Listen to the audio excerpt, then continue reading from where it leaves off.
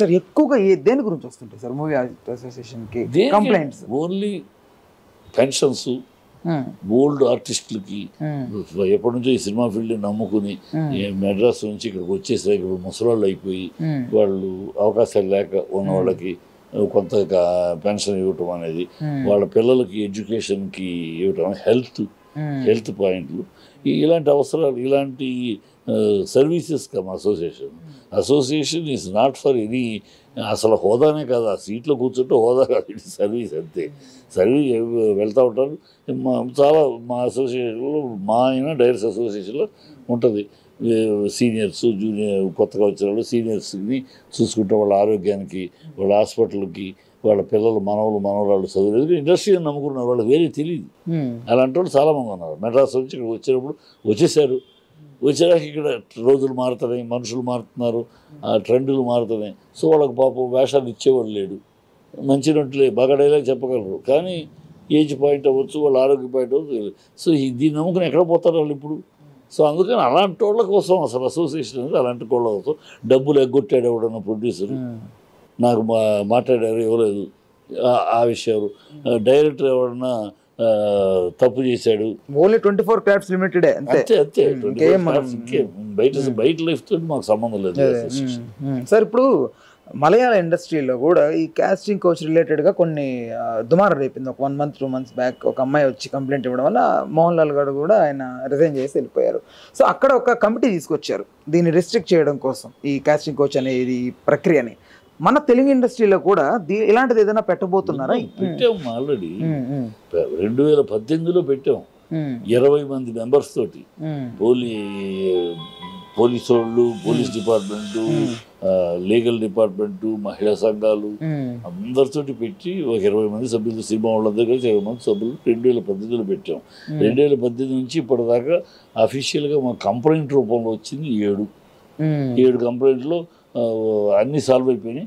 అందులో 3 తప్పులు అవి కొట్టేశాం.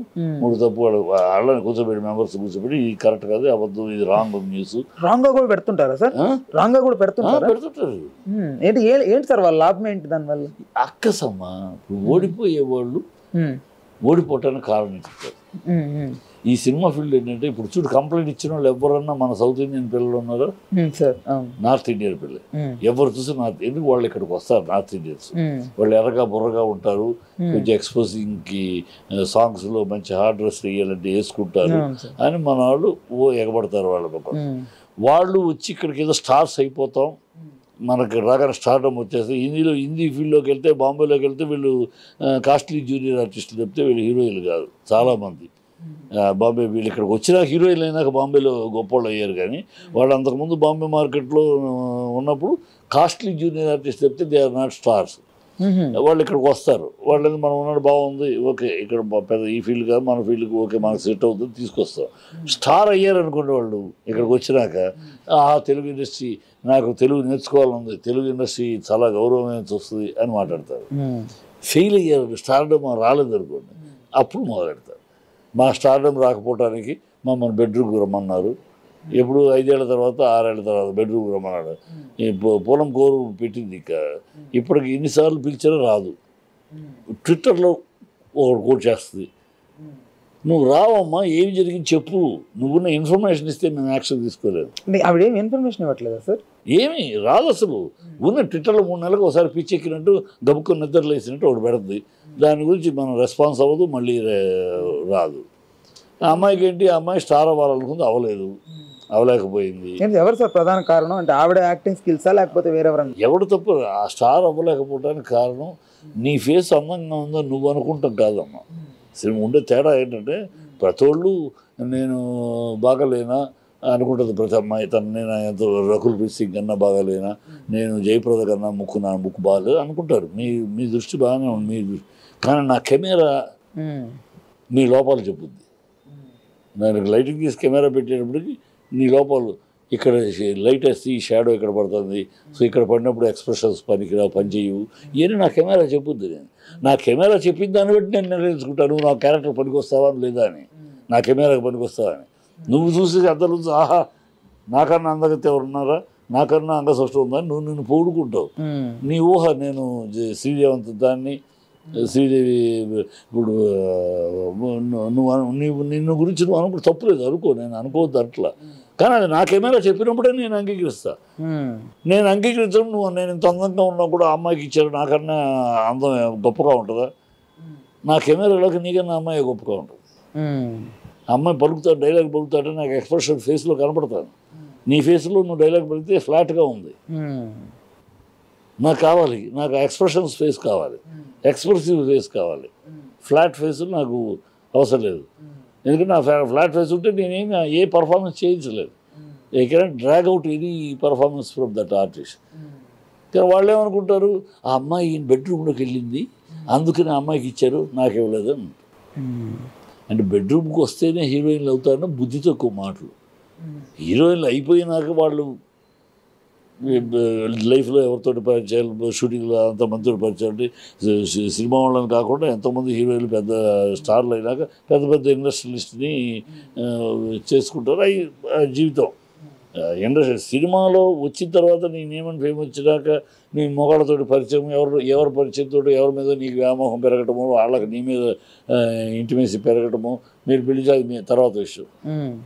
రావటానికి ఇండస్ట్రీలో వేషం హీరోయిన్ అవ్వటానికి పడుకుంటేనే హీరోయిన్ అనేది పిచ్చి మాట. నువ్వు పడుకున్నంత మాత్రాన నాకు పనికి రాకపోతే నేను హీరోయిన్గా పెట్టుకుని నేను సినిమా తీయను. 5 కోట్లు చిన్న సినిమా అంటే 5 కోట్లు, 5 కోట్ల నుంచి 150 కోట్ల దాకా సినిమా నా బెడ్ పారదొబ్బితే బ్రహ్మాండం ఇంటర్నేషనల్ మోడల్స్ వస్తారు. నువ్వేంటి నీకోసం 5 కోట్లు పెట్టి నేను సినిమా తీస్తాను? నేను ఆ సినిమా నాకు నువ్వు చూడే ఈ బేసిక్ తెలియకుండా వాగుతూ ఉంటారు. ఆ వాగుడు బయట ఈ మీడియా, సోషల్ మీడియా ఇంకా అది అలా అంట కదా, ఇది ఇలా అంట కదా, వీళ్ళ దగ్గరుండి లైట్ పట్టి చూసినట్టు చెత్తనాకుడు మాట్లాడుతూ ఉంటారు. సార్ 2018లో పెట్టానన్నారు కదా కమిటీ. సో దాని తర్వాతే శ్రీరెడ్డి అనే ఆవిడ, శ్రీరెడ్డి తర్వాతే పెట్టింది. ఓకే ఓకే ఓకే శ్రీరెడ్డి అయిన తర్వాత పెట్టారు. ఆవిడకి ఏమైనా న్యాయం జరిగిందా సార్ దానివల్ల? ఏమన్నా 7 కేసులు ఇప్పుడు కేసులు రావాలి. 7 కేసులు వచ్చినాయి. 7 కేసులు అన్నీ సాల్వ్ అయినాయి. ఈ కమిటీ కూర్చున్నారు లీగల్గా, పోలీసులుగా లీగల్ కూర్చుంటారు, పోలీసు డిపార్ట్మెంట్ ఉన్నారు, మహిళా సంఘం ఉన్నారు, అందరినీ కూర్చోబెట్టి అన్ని 20 మంది మొత్తం అందరూ ఒకేసారి 20 మంది ఒక్కొక్క కేసుకి అందులో ఒక్కొక్క డిపార్ట్మెంట్ నుంచి సెలెక్ట్ చేసి పెడతారు. అలాగే సాల్వ్ అయినాయి. ఇప్పుడు అందుకనే ఇప్పుడు ఈ అమ్మాయిది జానీ మాస్టర్ది, ఆ అమ్మాయిది అబద్ధం అనేది అందుకే 2018లో జరిగిందా, 2018లో రేపు చేశారు అన్నావు. నీకు 18లోనే ఇది ఉంది కదా, పెట్టాం కదా, మీ పేరు ఊరు కూడా బయటికి రాదు, మీరు భయపడక్కర్లేదు, మీ పేరు కూడా బయటికి రాకుండా మీరు సీల్డ్ కవర్ అయ్యండి, కంప్లైంట్ మేము చూసుకుంటాం అని మా యొక్క ఫిలిం ఛాంబర్ హామీ ఇచ్చింది. ఫిలిం ఛాంబర్ హామీ అంటే ఇండస్ట్రీ హామీ, ఇండస్ట్రీకి హెడ్ ఫిలిం ఛాంబర్. మా అన్ని ఆర్గనైజేషన్కి అసోసియేషన్కి హెడ్ ఫిలిం ఛాంబర్ హామీ ఇచ్చింది. ఇంకా నీకు భయం ఏంటి? అందుకని అబద్ధాలని అంటుంది. నేను భయపడ్డాను. ఎందుకు భయపడ్డావు? 18 నీకు ఇండస్ట్రీలో ఉంది. అప్పుడు జానీ మాస్టర్ అయితే గొప్పోడు కాదు, ఇవాళ కదా గొప్పోడు. Please do subscribe to Telugu Rajyam channel. Please do subscribe to Telugu Rajyam channel. Please do subscribe to Telugu Rajyam channel. Hi అండి, నేను మీ ఆర్పీని, నెల్లూరు పెద్దారెడ్డి చేపల పులుసు ఓనర్ని. మీరు తెలుగు రాజ్యం అనే ఈ యూట్యూబ్ ఛానల్ సబ్స్క్రైబ్ చేసుకుని మంచి మంచి వీడియోలతో వస్తారు. Thank you so much. Hi people, I'm Sonakshi Verma and you please watch Telugu Rajyam and please subscribe to the channel.